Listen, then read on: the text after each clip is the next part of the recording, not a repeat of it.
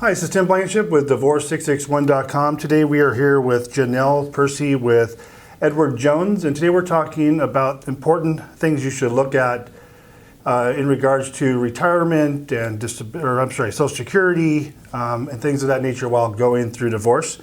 And Janelle was nice enough to come in today so we could talk about some of these important topics. So maybe you could just introduce yourself.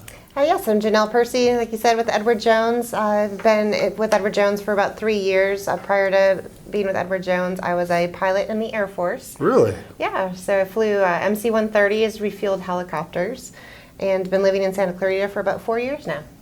Very cool. Let's talk more about that. Yeah? Yeah. MC-130, is that different than a C-130? We were special operations, so Okay. we refueled helicopters, dropped off Special Army, Army Special Forces. Flew many a times on a C-130, Oh, the yeah? cargo nets, yes. Yes, the red seats. Yes. Okay, so let's talk about Social Security benefits. Specifically, there are two types of benefits, right? There's spousal benefits and then there's survivor benefits, is that correct? Correct. So you get the spousal benefits if your divorced spouse is still alive, and then the divorce survivor benefits are if they have passed away. So they're a little bit different. Okay, let's tackle this in two chunks here. Let's first talk about divorced spousal benefits. So this is both parties are still living. Right. Let's talk about some of the rules and requirements. Okay. Well, the earliest you can receive the benefits is if you're 62 years old. If you wait till your full retirement age, which depends varying on when you're born. So if you have any questions, you can give me a call on what exactly your full retirement age is. But then you are entitled to 100% of your benefits or 50% of your divorced spouse's benefits. Okay, and I'd ask you some specific questions off camera. Why would one want 50% of their spouse's benefits versus 100% of their own? Well, in some cases, the divorced spouse was making a lot more money and has a higher Social Security benefit than you're going to have. Mm-hmm. So you want to look at that. If for some reason maybe they're making $2,000 and you're only making $500, you're entitled to half their benefits, which would be $1,000 a month instead of the $500. So it's a case by case. You want to go and get statements for both your Social Security benefits and determine which one would be better for you. Okay.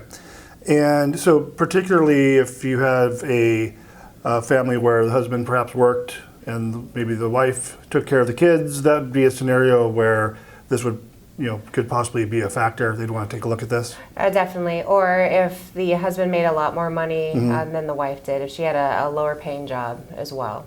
Okay. Now, there are some requirements as far as length of marriage. Is that correct? Can you give us some detail on that? Yes. You have to be married at least 10 years to be able to claim this in both situations. So if you're close to the 10-year point, you might want to delay a little bit just to give yourself the option as being able to claim that their benefits as well. So with this 10-year rule, is it 10 years and a day, and this is applicable Yes. to them? Okay. So it's definitely something they'll want to consider when going through a divorce if you're over 10 years to see how that plays out. Can you get copies from the state as far as your disability payments? Will they give you?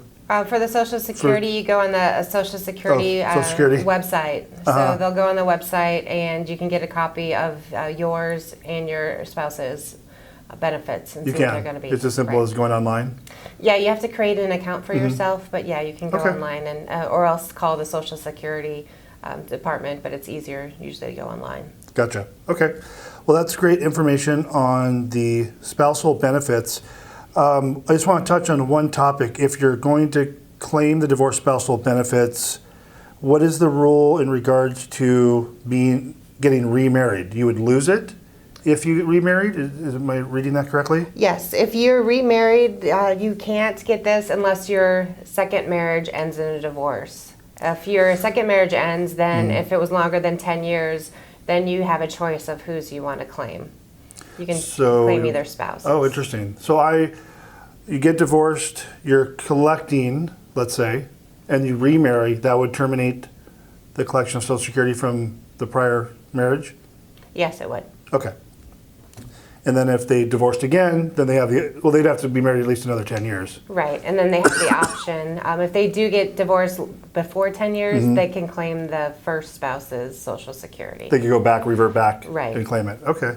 So when spouses say, "Oh, I hope they get remarried," it's not an end all to the Social Security. They could come back if the second marriage doesn't work out either. Right, and the Social Security really doesn't affect the spouse. It's the government's paying it. It's not detrimental. You're not taking away any of either spouse's Social Security benefits. It's the government that's it's not paying it. deducted from the spouse. No, the government is taking it. So it's not like you're, if you have yours and you get divorced and now your spouse is claiming yours, it's not going to reduce yours at all. So there's no detriment to the other party to do this. No, there's not. So they should certainly look at this Right. when going through divorce. It's not going to harm the other party at all. No, it's not going to harm them. It's just a government benefit. Because we've had clients say, "I am to keep all of my Social Security benefits." They've said that to us. But had they not said that, it's not going to impact them negatively anyways. The only way that it could possibly is if in the divorce decree it's stated that if the spouse gets $1,000, they have to pay the other spouse some portion of that. Like a percentage? Right, and that would just be in the decree if you're saying, spousal support, where you're going to collect some of the Social Security. If you're just filing through the government, it doesn't affect anyone's.